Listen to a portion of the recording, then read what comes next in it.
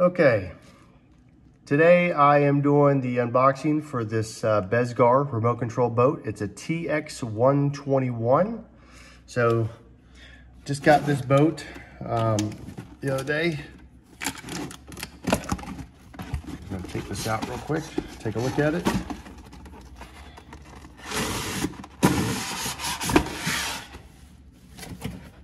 Nothing else in the box there. We'll put that off to the side. So of course it's going to come with your manual. This talks about basically instructions on it, hazards, warnings, anything that you need to know, of course, is in the manual. So it talks about how to put the lid back on. This takes 4 AA batteries for your remote. It talks about how to use it and basically steering controls. Nothing that you can't do yourself. Pretty basic, easy enough. So there's some other paperwork. It talks about 1-year protection plan, your cautions on your battery. This is basically just going over your do's and your don'ts. And then we'll get into, let's see, here's the remote. Remote seems pretty basic. Hard antenna on top, which is nice. Just a simple on-off switch. And of course you have your steering trims right here. You have steering direction and steering trim, all right? Easy enough, I don't know if you can see that. And then for the wheel, it's actually got some pretty good firmness with turning it, which I like. It's not real loose and it's got nice foam to it, so easy to grip. Overall, the actual remote feels good. It grips well in your hands, so it's very, very easy to hold. All right, we'll get to the battery. Looks like it's a lithium-ion battery, which is fine. Just a 2-cell lithium-ion battery. With this, I'm not sure what connector this is, but this is the connector that comes in the boat, obviously is. So this will have to be charged with the charger they provide, unless you actually add a connector for your boat, or I'm sorry, for your charger that has that, which would be simple solder job, nothing hard to do. And then of course, the boat itself. All right, so with the boat comes the top, which has a nice little tab right here that you turn to get it off, easy on and off. Inside the boat, same connector for where it actually connects in with the ESC, which is right up front. It all looks like it's sealed. You really can't get to it. I mean, it's back in here. And then followed that is the motor. Now, I'm not sure if the motor is a brushed or a brushless motor, but it fits in there perfectly, and it's sealed up, and it's got a tube coming up in here. And this tube runs around this motor, and it keeps it water cooled. So that way when you're running through, it's not heating up. Back here, you have a simple basic servo.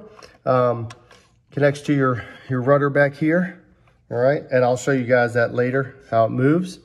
And then of course your prop with it looks like a metal drivetrain there, right there. And then of course, or metal shaft, and then a plastic prop with the nut on the end to hold it on.